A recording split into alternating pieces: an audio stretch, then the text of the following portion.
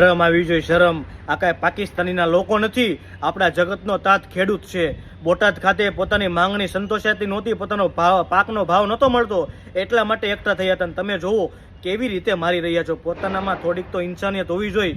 આ કાંઈ ત્યાં ડ્રગ્સ કે દારૂ નહોતા વેચતા, અને તમારામાં એટલી જ તેવડ હોય તો ડ્રગ્સ ને દારૂ અહીંયા ગુજરાતમાં આવે છે. કરોડો ટનો અહીંયા ગુજરાતમાં ડ્રગ્સનું સેવન અહીંયા વધી રહ્યું છે. તો તેને અટકાવો. ત્યાં મારો લાઠીચાર્જ કરો, ત્યાં અમને ખુશ થાય કે અમારા પોલીસ તંત્ર, અમારા પોલીસ ભાઈઓ સારું કામ કરી રહ્યા છે. તમે જોવો આ આપણા ખેડૂતો છે, તમે કેવી રીતે મારી રહ્યા છો. તમે જોવો, અને પોતાની માંગણી ન સંતોષાય ને તો સરકાર સમક્ષ આંદોલન કરવાનો પોતાનો અધિકાર હોય છે. અને પોલીસવાળા તમને પોતાનો ગ્રેડ પે વધારવા માટે તમે રસ્તા ઉપર આંદોલન કરતા હતા, ત્યારે તમને કાંઈ વાંધો નહોતો આવ્યો. ત્યારે અમે તમને બધા ખુદ ખેડૂતો તમને સપોર્ટ કરતા હતા. અને અત્યારે ખેડૂતોને પોતાનો ભાવ નથી મળી રહ્યો, તો એકઠા થાય છે તો ત્યાં તમે એને સપોર્ટ કરો ને. આવી રીતે કેમ મારો છો? તમે ભાજપની ગુલામી કરો છો, વાંધો નહીં, તમે એને રોકો, પણ આવી રીતે ઘરમાં જઈને તમે જોવો કેવી રીતે મારી રહ્યા છે. પોતાનામાં ઇન્સાનિયત હોવી જોઈએ.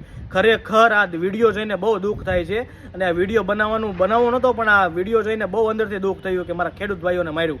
તમે જોવો હવે યાર, થોડીક તો ઇન્સાન દેખાડો. આ કાંઈ પાકિસ્તાનીના લોકો નથી, આપણા હિન્દુઓ છે યાર. તો થોડીક તો આમ ઇન્સાનિયત હોવી જોઈએ અંદરથી કે આપણા ખેડૂતો છે, આપણા ગુજરાતના છે, આપણા હિન્દુઓ છે યાર.